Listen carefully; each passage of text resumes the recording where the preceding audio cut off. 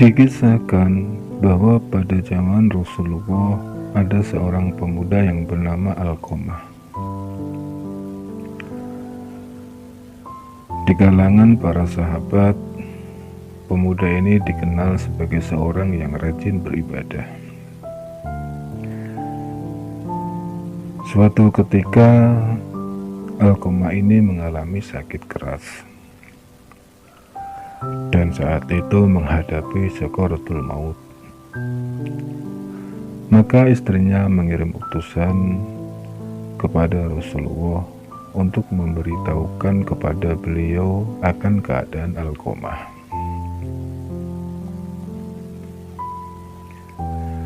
Setelah utusan itu sampai di rumah Rasulullah dan mengutarakan apa kejadian perihal yang menimpa Alqamah, Rasulullah mengutus Ammar bin Yasir, Suhaib Ar-Rumi, dan Bilal bin Rabah untuk melihat keadaannya.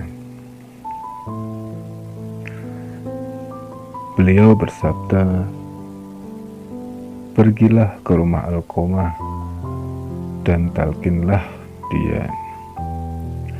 Akhirnya mereka berangkat ke rumahnya.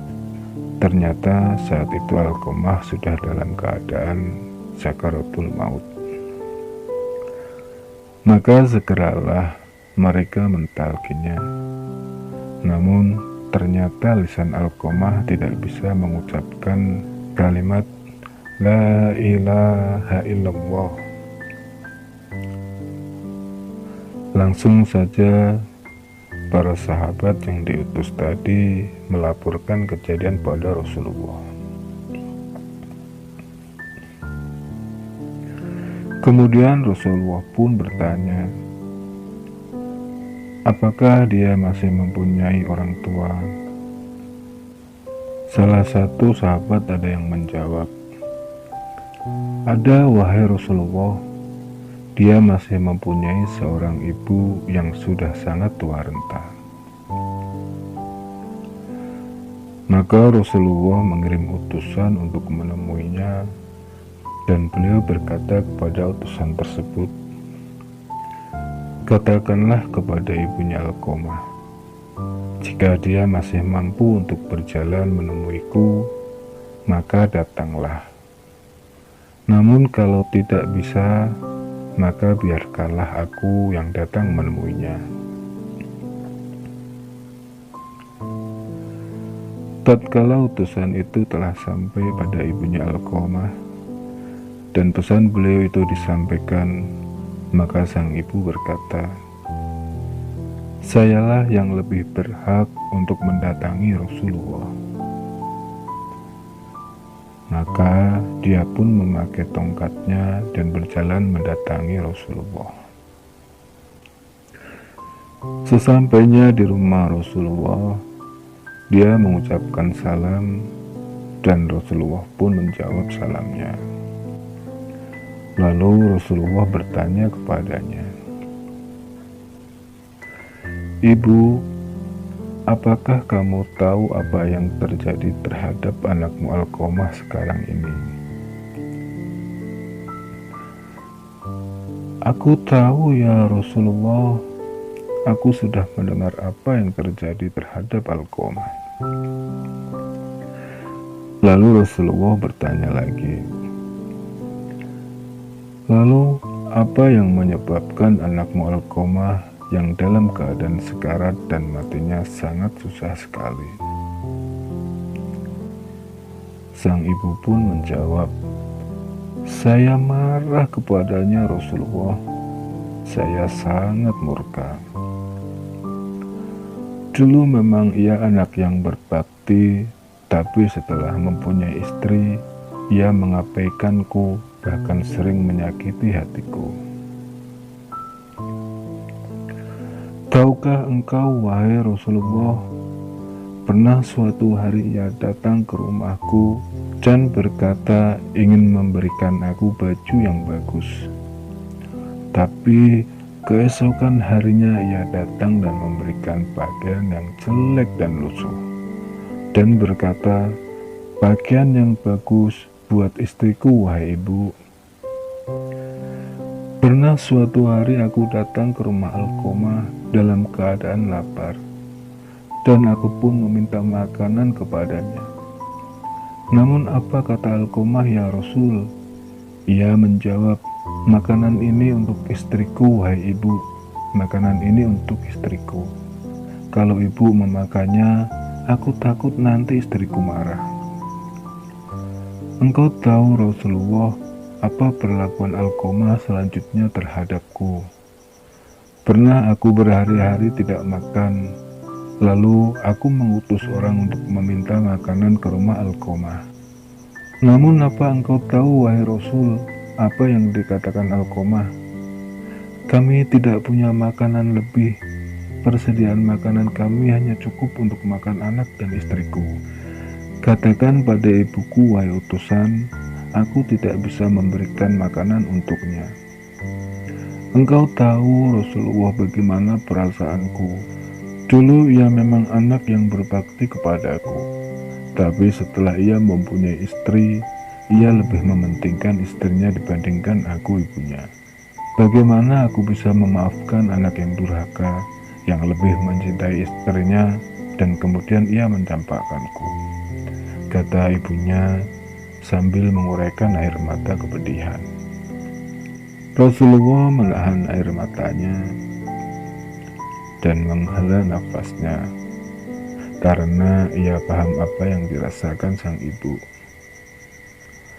Maka Rasulullah berkata, sesungguhnya kemarahan sang ibu telah menghalangi lisan Alkomah sehingga tidak bisa mengucapkan syahadat. Wahai ibu, maafkanlah anakmu. Tapi sang ibu tetap pada pendiriannya. Ia tidak mau memaafkan anaknya Alkomah. Karena sudah beberapa kali Rasulullah membujuk sang ibu untuk memaafkan anaknya Alkomah, tapi sang ibu tetap bersikeras tidak mau memaafkan. Lalu kemudian baginda Rasulullah memerintahkan kepada Bilal, wahai Bilal, pergi dan ambillah kayu yang banyak. Ibu Alkomah yang mendengar perintah Rasul tadi, kemudian ia pun bertanya kepada Rasulullah, wahai Rasulullah, apa yang engkau akan lakukan dengan kayu-kayu itu? Kemudian beliau menjawab, saya akan membakar Alkomah di hadapanmu. Mendengar pernyataan dari Rasulullah, sang ibu pun berkata, wahai Rasulullah, bagaimana saya sanggup melihat kalau engkau harus membakar anakku di hadapanku? Kata sang ibu sambil menangis dengan berurai air mata.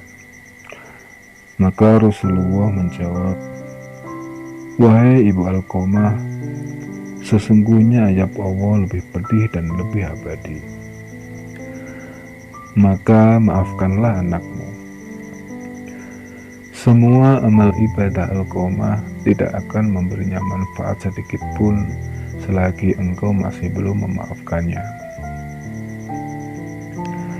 Kemudian sang ibu itu menunduk dan menangis. Wahai Rasulullah,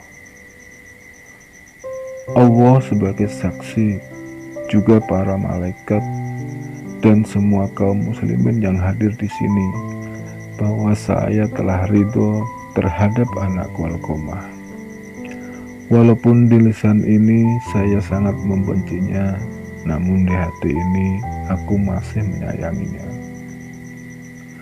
Kemudian Rasulullah pun berkata kepada Bilal, wahai Bilal, pergilah ke rumah Alkomah dan lihatlah apakah Alkomah sudah bisa mengucapkan syahadat ataukah belum.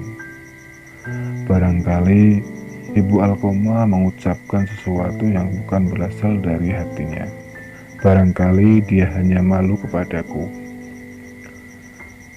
Maka Bilal pun berangkat. Ketika ia hampir sampai di rumah Alkomah, dia mendengar Alqomah dari dalam rumah mengucapkan kalimat syahadat. Maka Bilal kemudian masuk dan berkata, "Wahai sekalian manusia, sesungguhnya kemarahan ibu Alqomah telah menghalangi lisannya sehingga dia tidak bisa mengucapkan syahadat, dan ridhonya telah menjadikannya mampu mengucapkan syahadat." Kemudian Alqomah pun meninggal dunia saat itu juga. Maka Rasulullah kemudian melihat keadaan Alqomah, memerintahkan untuk dimandikan lalu dikafani, kemudian mensolatkan dan menguburkan Alqomah. Lalu ketika di dekat kuburan, beliau bersabda, "Wahai sekalian kaum Muhajirin dan Ansor, barang siapa yang melebihkan istrinya daripada ibunya, dia akan mendapatkan laknat dari Allah, para malaikat, dan sekalian manusia. Allah tidak akan menerima amalannya sedikit pun, kecuali kalau dia mau bertobat dan berbuat baik pada ibunya, serta meminta ridhonya. Karena ridho Allah tergantung pada ridhonya, dan kemarahan Allah tergantung pada kemarahannya."